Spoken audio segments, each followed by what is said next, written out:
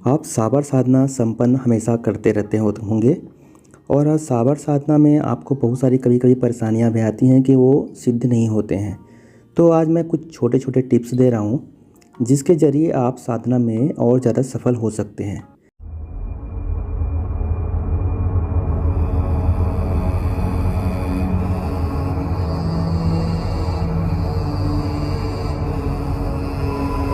सबसे पहला ध्यान रखें कि आप धीरे-धीरे शुरुआत करें।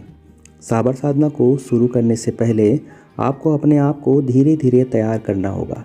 इसलिए कुछ समय तक रोज़ाना ध्यान करना और अपने मन को शांत रखना बहुत ज़रूरी है।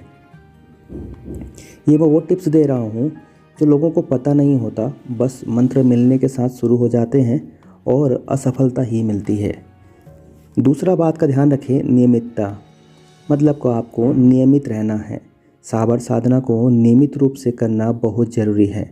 आपको रोज़ाना अपने मन को एक ही चीज़ पर ध्यान देने की कोशिश करनी होगी। मतलब आपको बार बार एक ही चीज़ों पर ध्यान रखना है। जिस मंत्र को कर रहे हैं उसमें पूरी श्रद्धा के साथ उसी पर कंसंट्रेट करें, इधर उधर की बातों को ना सोचें। और अगर आपका ध्यान इधर उधर बार बार जाता है तो इन साधनाओं से दूर रहें और इसके पहले मेडिटेशन करें, क्योंकि मेडिटेशन करने से आपका ध्यान केंद्रित होगा और जब केंद्रित हो जाएगा तब इस साबर साधना को करेंगे तो सफलता तुरंत मिल जाएगी। तीसरी बात का ध्यान रखें, समय का नियम। साबर साधना को समय का नियम भी बहुत ज़रूरी है। आपको नियमित समय पर ही साधना को करना चाहिए। साबर साधना को सुबह के समय या शाम के समय करना बहुत फ़ायदेमंद होता है।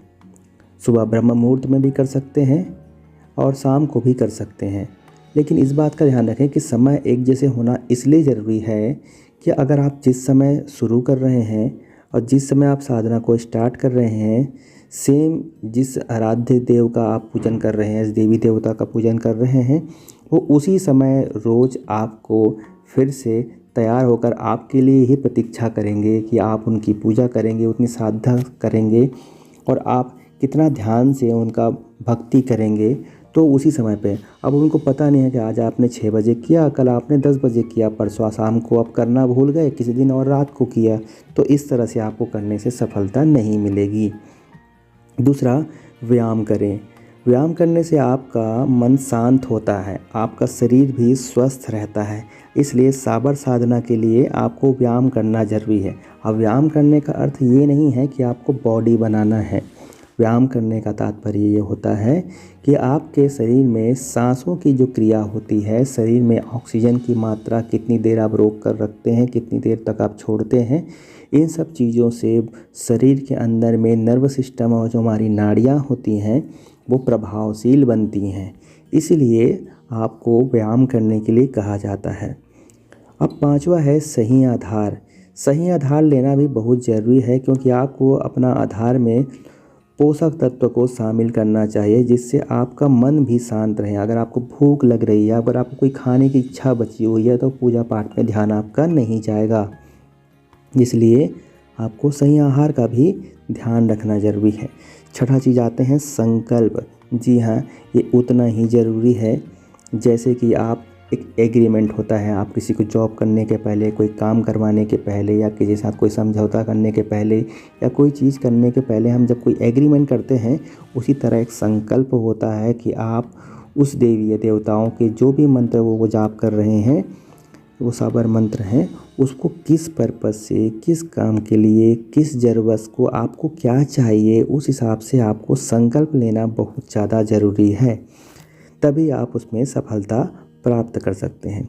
तो संकल्प लेना आपको बहुत ज़रूरी है। ये आप सफलता के मैंने 6 टिप्स बताए हैं। इसी तरह की और भी साधना और बहुत सारे मंत्र को जानने के लिए आप इस चैनल को सब्सक्राइब करके रखें। हो सकता है कि मैं काफ़ी दिनों बाद में वीडियो बना रहा हूँ, थोड़ा सा समय की कमी हो जा रही है, लेकिन आपको नियमित रूप से कुछ कुछ दिनों में वीडियो आती रहेगी और बाद में कंटिन्यू भी आएगी। इसलिए आप चैनल को सब्सक्राइब कर लीजिए। वेबसाइट के लिंक भी आपको है, उसमें आप साधनाओं को पढ़ सकते हैं। बहुत लोगों को शिकायत होती है कि हमें लिख कर नहीं देते, तो आपको वेबसाइट पर सारी साधनाओं के डिटेल्स मिल जाएंगे। सभी सोशल लिंक के लिंक्स डिस्क्रिप्शन पे हैं।